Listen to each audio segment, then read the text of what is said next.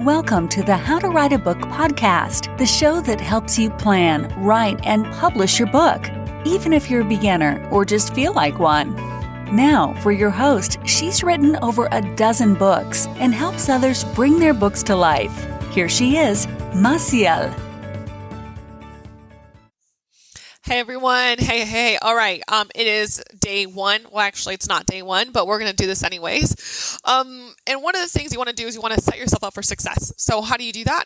You set yourself up mentally, physically, spiritually, and you get everything ready that's going to help you get there. So if you need to clean out your writing desk, which I did today, if you need to, say a prayer, if you need to write in your journal, if you need to do some deep mind work where you're pretty much telling yourself, this is why I need to write. This is why I'm allowed to write. This is why I have permission to write.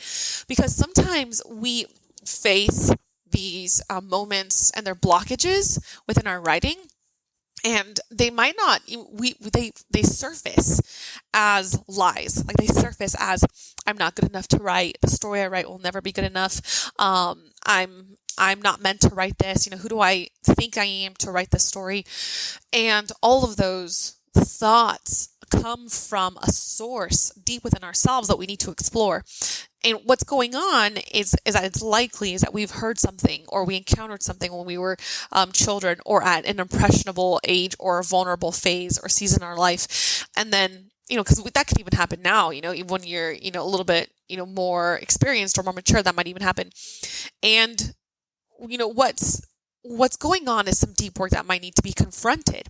And what I mean by that is, take some time to journal and ask yourself, why are you feeling these blockages? Why are you feeling this resistance? And recognize it and know that it's there. And then let yourself know that, okay, even though I have this blockage, that's okay. I have it there and I'm going to walk around it anyways. Like this is not going to define my writing process. This is not going to define my style. I'm going to continue moving forward. And when you have that in mind, then you can push through these, locked gates, quote unquote, locked gates. And the reason for that is because you know that they're there and you're going to not let them stop you. Like you're going to say, okay, I might think that this book sucks, but I'm going to write it anyways. And that's where your power comes back to you, is you're going to decide that you're going to do this anyways, So when you have that power, the power over your thoughts, you can keep moving forward. I think that's the most helpful and the most needed mental cleanup, or the best cleanup that you can do. You can clean up physically. You can, get a new notebook. You can get like a beautiful writing journal. But if you are facing this like mental toughness, that's really where you need to do the spring cleaning. It's getting that stuff sorted.